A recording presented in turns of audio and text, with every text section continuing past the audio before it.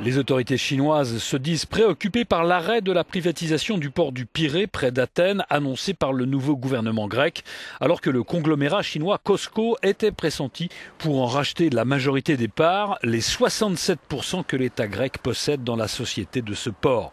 Écoutez le nouveau ministre grec de l'économie.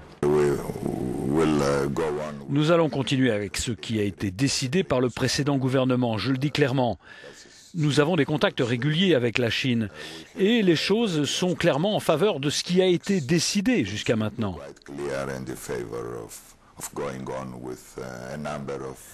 Le processus de privatisation qui a été stoppé par le nouveau gouvernement grec concerne le port du Pirée et celui de Thessalonique. Le port du Pirée, c'est le plus grand du pays. C'est une pièce maîtresse du vaste plan de privatisation exigé par les créanciers du pays. Le processus de privatisation du port du Pirée avait été lancé par le gouvernement de coalition sortant d'Antonis Samaras. En 2008, le groupe chinois COSCO avait obtenu une concession pour développer les deux principaux terminaux de conteneurs du port. Le gouvernement de Tsipras ne reviendra pas là-dessus, mais il a mis un terme au processus de privatisation du premier port grec. La première phase de la privatisation du port du Pirée est une des rares success stories de l'État grec en matière de privatisation, affirme notre correspondante à Athènes, Simela Tourtidou. Depuis que l'opération a débuté en 2008, le volume de conteneurs ayant transité par le port du Pirée est en hausse de 130%.